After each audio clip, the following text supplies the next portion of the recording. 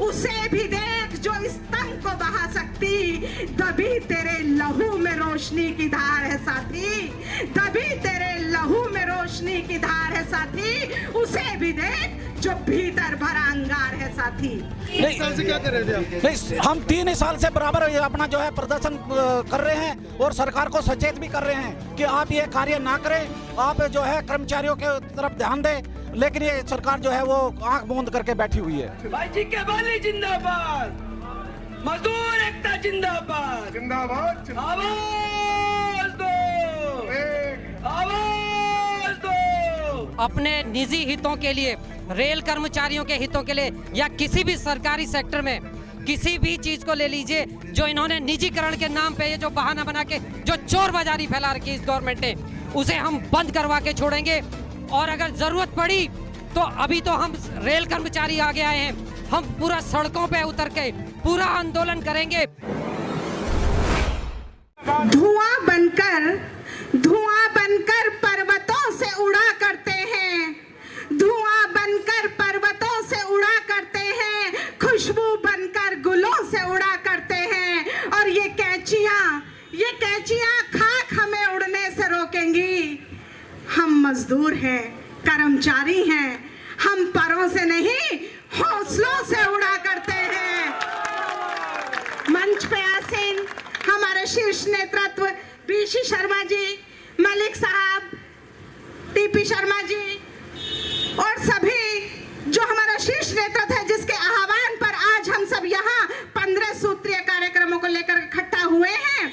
तो दोस्तों, आप जानते हैं कि हमारी भारत की पहली व्यावसायिक रेल 1853 में चली थी और तभी से ये जो भी सरकार रही उसके स्वामित्व में रही है। रेलवे का स्वामित्व हमेशा भारत सरकार के पास रहा है।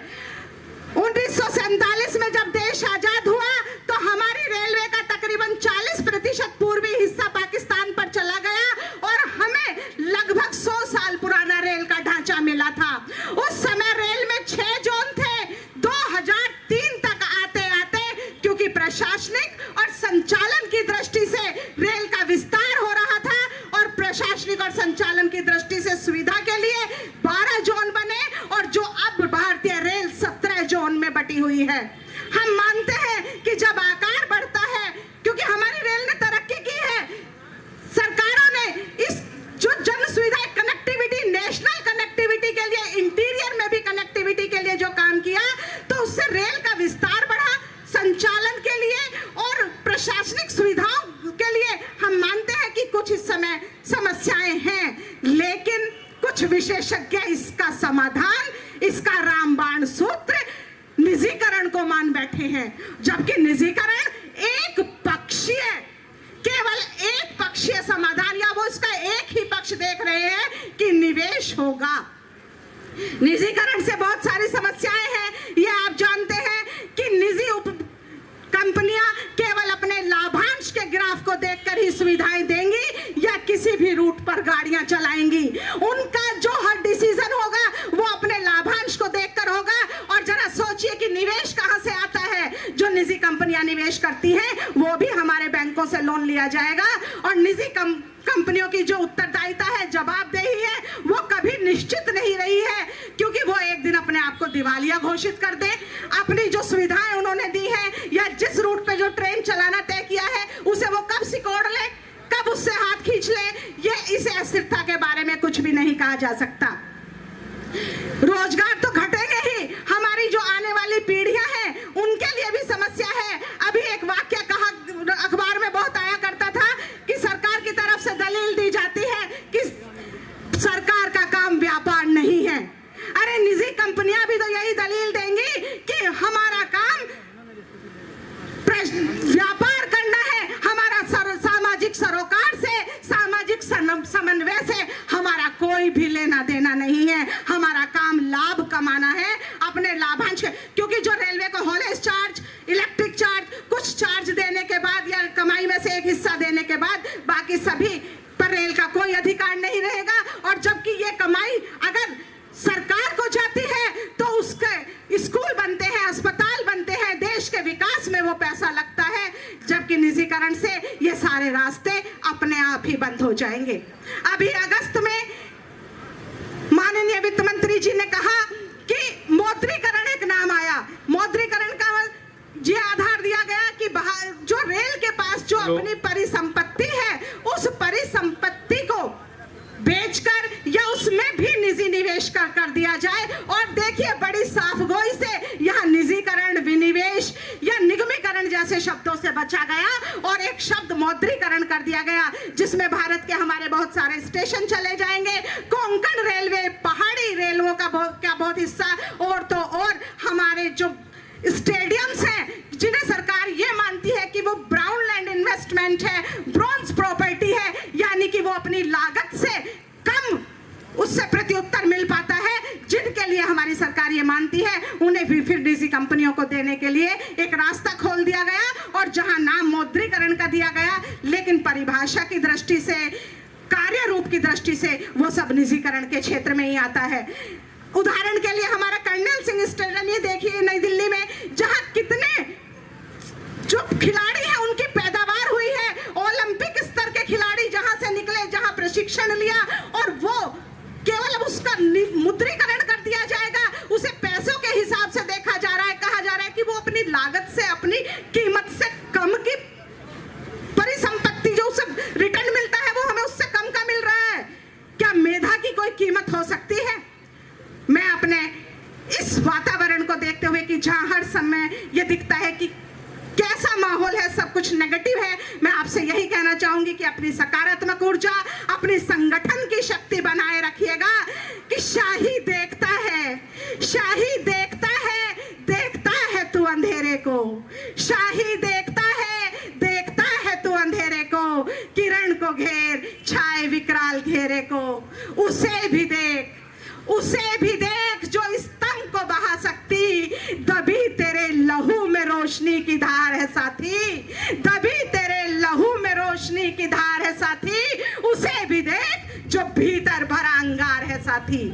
हम अपने इन 15 सूत्रीय कार्यक्रमों को ही नहीं, हम अपने हकों को लेकर और शर्त यही है कि ना चलते रहिए, इकट्ठे रहिए, संगठित रहिए और मार्गदर्शन का अनुसरण करते रहिए। धन्यवाद। जिंदाबाद। हमारे गाजियाबाद स्टेशन के ब्रांच सेक्रेटरी श्री अजय शर्मा जी आपके सामने 2 शब्द रखेंगे। श्री अजय शर्मा जी। युवारामजू जिंदाबाद, गाजियाबाद ब्रांच जिंदाबाद, युवारामजू जिंदाबाद, बीसी शर्मा जिंदाबाद। श्री अजय शर्मा जी। आदरणीय यूआरएमयू के महामंत्री श्री वीसी शर्मा जी, दिल्ली मंडल के मंडल मंत्री रमनीश शर्मा जी, सेंट्रल कोषाध्यक्ष टी के शर्मा जी, मलिक साहब और मंचासीन सभी वरिष्ठ नेतागण, साथियों, अभी मेरे से पूर्व वक्ताओं ने बताया कि हम लोग यहाँ क्यों इकट्ठा हुए हैं। साथियों, अभी पोस्टर के माध्यम से हमने गाजियाबाद में पोस्टर लगाए थे, जो हमारी 15 मांगे थी उससे हमने आपको सबको अवगत कराया। साथियों, अब समय आ गया है हम लोगों को एकत्रित होने का, क्योंकि अगर हम अब भी नहीं जागे तो वो समय आ जाएगा कि अभी हम देखते हैं, हम अपनी नौकरी करते हैं, वो कॉन्ट्रैक्टर के आदमी कम होते हैं और हम लोग ज़्यादा होते हैं, लेकिन समय अभी आने वाला है कि सरकारी आदमी कम होंगे और कॉन्ट्रैक्टर के आदमी ज़्यादा होंगे। जब भी कभी देश में आपदा आती है, मुसीबत आती है, पीछे कोरोना काल में भी आपने देखा होगा कि हमारे सभी रेल कर्मचारी साथियों ने, चाहे उसमें सफाई कर्मचारी हो, चाहे हमारे आरपीएफ के साथी हो, चाहे हमारे ड्राइवर हो, जो भी रेलवे कर्मचारी जहाँ भी जॉब करता था, उसने अपनी ज़िंदगी दांव पे लगा के रेल की सेवा करी, रेल की नौकरी करी। लेकिन सरकार ने उसका जो इनाम हमें दिया वो हमारा डीए बंद करके, और हमने सहयोग ये भी दिया कि हमने 1 दिन का वेतन अपना इस कोरोना काल में गवर्नमेंट को दिया और हमने अपने लगभग 3000 रेल कर्मचारियों को खोया इस कोरोना काल के अंदर। 3000 कर्मचारियों को खोया हमने। तो साथियों, मेरा क्योंकि समय की पाबंदी है, बार बार पीठ बात का जा रहा है, तो मैं आपको बता दूं, हमारे जो महामंत्री या हमारे मंडल मंत्री है, जो हमारे केंद्र के नेता सारे गढ़ यहाँ पे आए हैं, वो सारी विस्तार में आपको बताएंगे। और उनका आने का मकसद सिर्फ एक ही है कि अब आप लोग जाग जाएं और इस निजीकरण के खिलाफ की लड़ाई में आपको बहुत जोर से लड़ना पड़ेगा। और ये जो अभी हमने देखा कि कुछ लोग धूप की महसूस कर रहे थे, जब हमारी नौकरी चली जाएगी तो अभी तो हमें 10 मिनट खड़े होने में परेशानी हो रही थी धूप में, फिर तो हम धूप में ही हमें काम करना पड़ेगा। और अभी हम 8 घंटे की नौकरी कर रहे हैं, फिर हमें 12 घंटे भी करनी पड़ेगी और सारा काम हमें करना पड़ेगा। तो ज़्यादा समय न लेते हुए मैं आप लोगों को कहूँगा कि सब लोग आगे की लड़ाई के लिए तैयार रहें और एक बार नारों का जवाब नारों से दें। URMU जिंदाबाद, NFIR जिंदाबाद, कॉमरेड VC शर्मा जिंदाबाद, कॉमरेड रमनीश शर्मा जिंदाबाद, कॉमरेड TK शर्मा जिंदाबाद, कॉमरेड आलोक शर्मा जिंदाबाद, मजदूर एकता जिंदाबाद, एक एक साथी जिंदाबाद। धन्यवाद साथियों। जिंदाबाद भाई जी के बाली जिंदाबाद, मजदूर एकता जिंदाबाद, जिंदाबाद। आवाज दो। सब्सक्राइब करें आपके अपने चैनल समता आवाज टीवी को, बेल आइकन दबाना ना भूलें सबसे पहले हमारी वीडियो देखने के लिए।